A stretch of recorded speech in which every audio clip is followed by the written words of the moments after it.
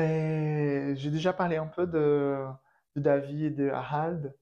Après, il y a pour le bal moderne Sheheya, qui est une chorégraphe danseuse, qui est une partenaire de travail dans la feijoada. Du coup, vous allez voir la Sheheya dans deux propositions différentes dans le pavillon. Et du coup, elle vient dans cette idée au-delà de partager des questions qui pour moi sont chères, elle fait partie de ma famille choisie à Paris.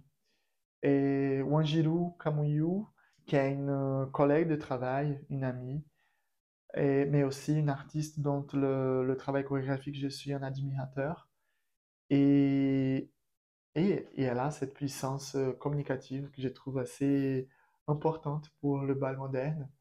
Et en dernière, il y a Sandra Sainte-Rose Franchine, qui est une chorégraphe m'a marqué beaucoup avec un travail qu'elle a présenté il y a quelques années, qui s'appelle 30 nuances de noir, et qui est quelqu'un qui vient des Caraïbes, qui, est- qui était une présence que j'aimerais avoir dans le pavillon.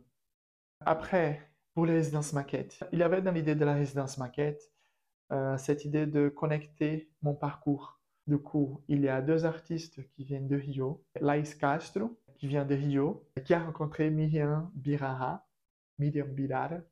et qui vient du Rwanda, dans un projet à Rio. Du coup, on a invité ces deux artistes à développer encore leur projet parce que ça passe par Rio, que c'est un lieu où je suis passé aussi avant d'arriver en France. Et en France, en arrivant ici, j'étais à Exerce, c'est master de toute chorégraphique à Montpellier.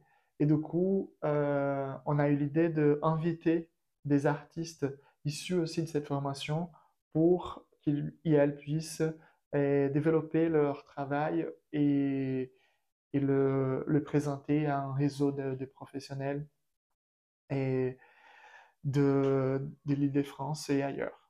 Du coup, il y a Ametonio Silva, qui est quelqu'un qui vient de São Paulo, et il y a Mariana Viana, qui vient de São Paulo, si je ne me trompe pas, et qui est aussi quelqu'un dont le travail j'admire beaucoup, et que tous les deux s'y trouvent dans une phase de préparation de travail où à la fois ils ont besoin d'un espace, ils ont aussi de la matière à partager avec un public. C'est ça que je trouve assez stimulant dans les résidences maquettes.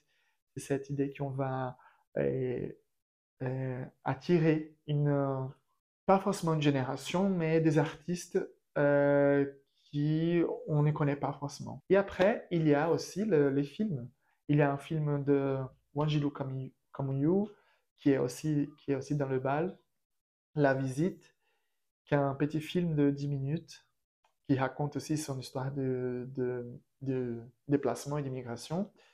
Et il y a Mal di Mare de João Torres, qui est un film performance qu'il a fait à la Biennale de Venise de 2019. Après, il y a Arreia, qui est un film fait dans le contexte du Covid, mais il est une espèce de spectacle de danse fait pour la caméra du coup. C'est un film dansé et dirigé par deux amis qui sont aussi artistes, danseuses, chorégraphes de chez moi et qui sont d'origine indienne. Et du coup, c'est un film où la danse est au centre du débat, mais c'est une danse des guerres et des peuples autochtones du Brésil.